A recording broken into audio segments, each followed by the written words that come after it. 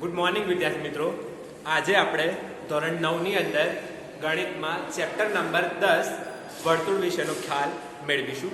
આપણે અગાઉ આ ચેપ્ટરના ટોટલ 5 ભાગ જોઈ ચૂક્યા છે, જેની અંદર આપણે 10.5 પ્રમેય સુધીની પ્રતિજ્ઞાની સમજ મેળવી ચૂક્યા છે. આજે તેવી જ રીતે પ્રમેય 10.6 અને 10.7ની સમજ આ વિડીયોની અંદર આપણે મેળવીશું.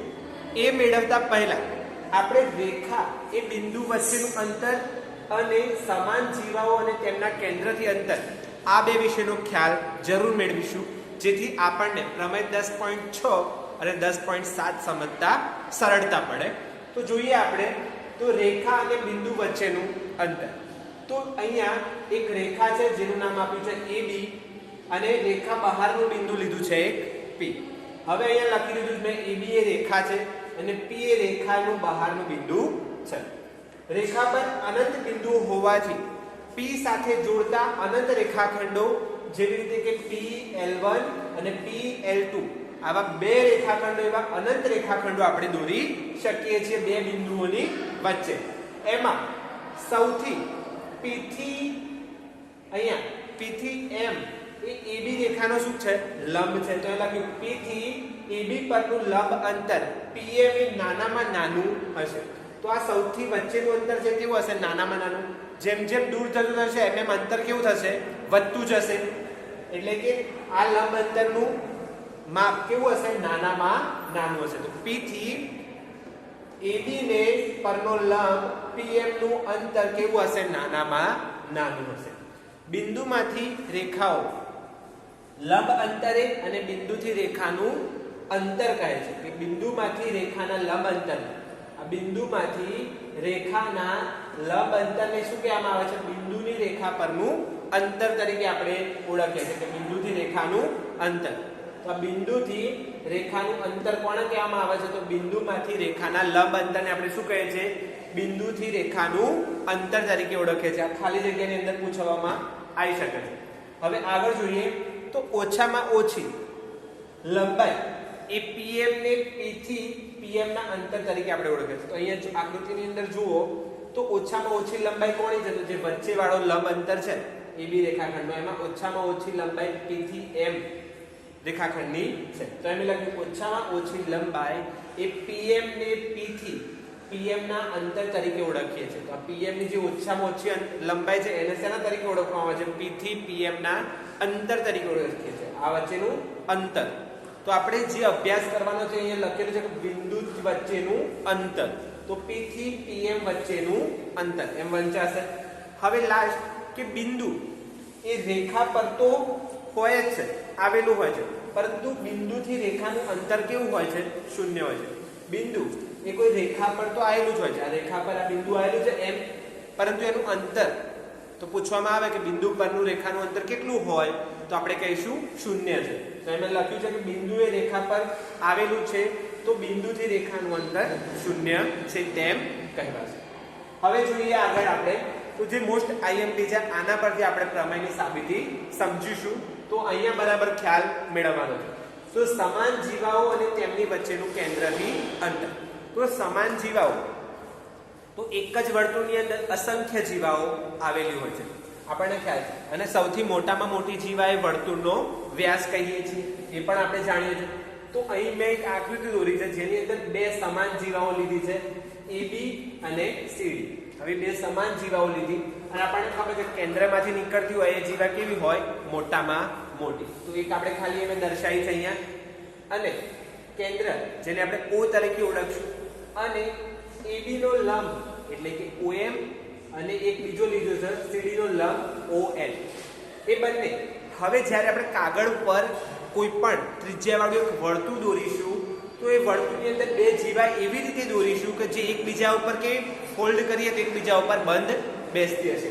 તેવી જ રીતે M અને N એ પણ શું થતા હશે? એકબીજા ઉપર બંધ બેસતા હશે. તો એમ લખ્યું છે કે કાગળ પર કોઈ પણ ત્રિજ્યાવાળું વર્તુળ દોરવાનું છે, તેને બે સમાન જીવાઓ AB અને CD દોરો અને કેન્દ્ર O માંથી તેમના પર લંબ અનુક્રમે OM અને ON દોરવાનું છે. જે આપણે લંબ દોરીએ તો એ કેવા બની જશે? કાટખૂણા બની જશે. તો અહીંયા બંને કેવા બની ગયા? કાટખૂણા.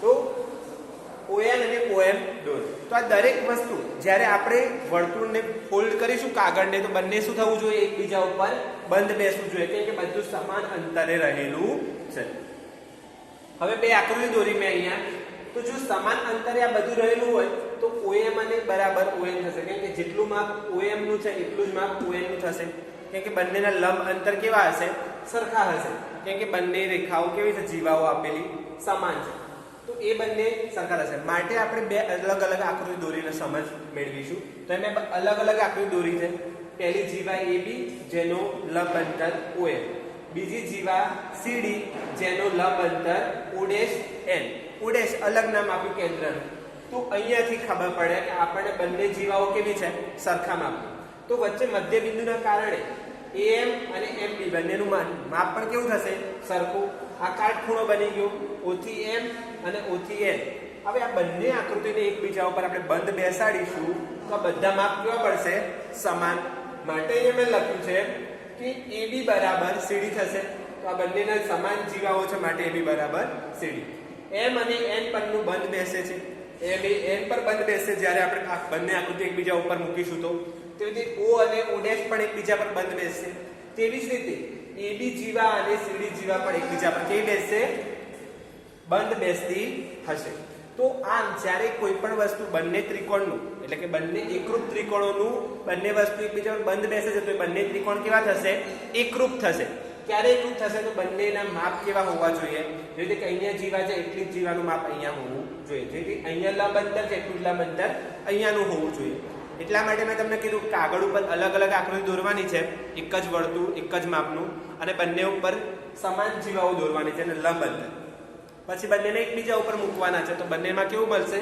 સમાન બનશે બધું બંધ બેસતું હશે હવે બંધ બેસે ત્રણ વસ્તુ જોઈએ આપણે એકરૂપ કરવા માટે બંને ત્રિકોણો તો એ વસ્તુ એકરૂપ થઈ જાય તો આપણે કહીશું કે બંને ત્રિકોણ કેવા છે એકરૂપ ત્રિકોણો છે એકરૂપ ત્રિકોણો હોય તો એના અનુરૂપ અંગો CPCD દ્વારા આપણે શું કહી શકીએ સમાન છે તેમ કહી શકીએ હવે આ વસ્તુનો ઉપયોગ કરીને આપણે પ્રમેય પર જઈશું તો પ્રમેય 10.6 જેનું આપણને ટાઇટલ આપ્યું છે એટલે કે સેન્ટેન્સ તો વર્તુળની સમાન જીવાઓ વર્તુળના કેન્દ્રથી સમાન અંતરે આવેલી હોય છે તો વર્તુળની સમાન જીવાઓ આપી દીધી છે તમને અંદર તો પહેલા તો એક વર્તુળ દોરવાનું O કેન્દ્ર વાળું જેની બે સમાન જીવાઓ દોરી દેવાની હવે સમાન જીવાઓ કઈ રીતે દોરવાની તો બંને ફોલ્ડ કરી દેવાનું વર્તુળ અને બંને પર સરખા માપની દોરવાની બંને સાઈડે તો AB અને CD નામ આપી દીધા મેં સમાન જીવાઓના વર્તુળના કેન્દ્રથી સમાન અંતરે આવેલું હોય છે તો વર્તુળની સમાન જીવાઓ એ વર્તુળના કેન્દ્રથી સમાન અંતરે આવેલું છે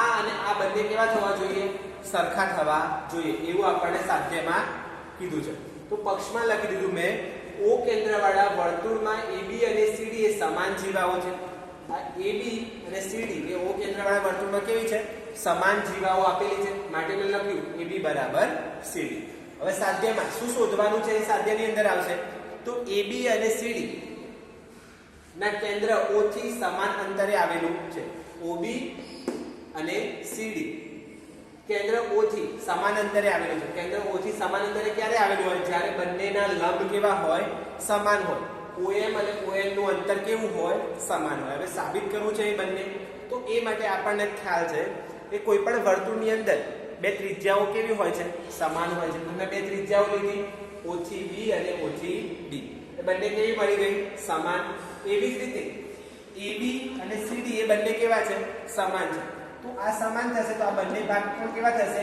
M બિંદુના કારણે N બિંદુના કારણે અડધા અડધા થશે તો આ જેટલો ભાગ હશે એટલો જ ભાગ અહીંયાનો થવાનો તો તમને જુઓ ખૂણો બાજુ બાજુ તો બાખુબા શરતના આધારે તમે કહીશો કે બંને ત્રિકોણો કેવા હશે OMB અને OND બંને સમાન એટલે કે એકરૂપ ત્રિકોણો હશે આ બંને ત્રિકોણો કેવા બનશે એકરૂપ અને જો બંને ત્રિકોણો એકરૂપ બની જાય તો એના અનુરૂપ અંગો જે બાકી રહ્યા એ પણ કેવા થશે સમાન માટે OM અને ON એ બંને કેવા થશે સમાન જેથી આપણે કહી શકીએ કે OM એ જીવા AB પરનું કેન્દ્ર O થી અંતર છે એવી જ રીતે ON એ જીવા CD પરનું કેન્દ્ર O થી અંતર છે એટલે મેં બંને સેન્ટેન્સ અહીં લખ્યા છે કે OM એ જીવા AB પરનું કેન્દ્રથી અંતર છે આટલું અંતર આપણે શોધવાનું તેવી જ રીતે આ અંતર શોધવાનું છે તો ON એ જીવા સીડી પરનું કેન્દ્ર O થી અંતર છે, એટલે આટલું અંતર. આ બંને આપણે શું કર્યું, સાબિત કર્યું સમાન છે એવું. સમાન હોય તો બંને વચ્ચેનું અંતર પણ કેવું હોય, સમાન હોય છે. તો અહીંયા આપણે શોધવાનું હતું કે સમાન અંતરે આવેલા હોય છે, તો આપણે એ સાબિત કર્યું અહીંયા. હવે બીજા પ્રમેયની અંદર જોઈશું. તો જ્યારે પ્રતિજ્ઞાની સમજ પૂછાય તો તમારે આટલું વસ્તુ તો અવશ્ય લખવાની રહેશે. તેવી જ રીતે એનો વિરોધી છે. અહીંયા પક્ષની અંદર શું આપેલું છે, તમારે અંતર સમાન આપેલું છે અને તમારા જીવાઓ બંને સમાન છે એવું સાબિત કરવાનું છે. તો વર્તુળના કેન્દ્રથી સમાન અંતરે આવેલી જીવાઓની લંબાઈ સમાન હોય છે. તો જીવાઓની લંબાઈ સમાન હોય છે એવું તમે ક્યાં લખશો, તો સાધ્યની અંદર, કેમ કે તમારે સાબિત કરવાનું છે. તો O કેન્દ્રિત વર્તુળમાં જીવાઓ PQ અને RS એ કેન્દ્રથી સમાન અંતરે આવેલી છે. એટલે કે આ બંને OL અને OM એ બંનેનું માપ કેવું હશે, સમાન, કેમ કે O થી L અને O થી M એ અંતરે આવેલું છે, સમાન અંતરે આ બંનેના. અને તમારે સાબિત કરવાનું છે કે PQ અને RS એ બંને જીવાઓ કેવી છે, સમાન. તો મેં એક વર્તુળ O કેન્દ્રવાળું વર્તુળ દોર્યું, જેની અંદર બે જીવાઓ દોરી PQ અને RS, જેના લંબ અંતર દોર્યા OL અને OM, અને બે ત્રિજ્યાઓ મેં જોઈન્ટ કરી દીધી કે વર્તુળની બે ત્રિજ્યાઓ કેવી હોય છે, સમાન, જે આપણે સાબિત કરવામાં સરળતા પડે માટે મેં દોરી છે O થી P અને O થી R. તો તમે જુઓ અહીં બે જીવાઓ, પછી અહીં બે લંબ અંતર અને આ ખૂણો, ત્રણ વસ્તુ સમાન આપેલું છે. PLO અને RMO, આ બે ત્રિકોણની અંદર ત્રણ વસ્તુ સરખું આપેલું છે. કયું કયું? એક તો ત્રિજ્યા, લંબ અંતર અને ખૂણો. આ બંને વસ્તુ કેવી છે, ખૂણો નીચે લખો તો ઉપર દોરો, કઈ ફરક પડતો નથી. કે લંબ અંતરે હોય ત્યારે ખૂણો કેવો બની જશે, 90 અંશનો. તો આ બંને ત્રિકોણની અંદર ત્રણ વસ્તુ સમાન થઈ ગઈ.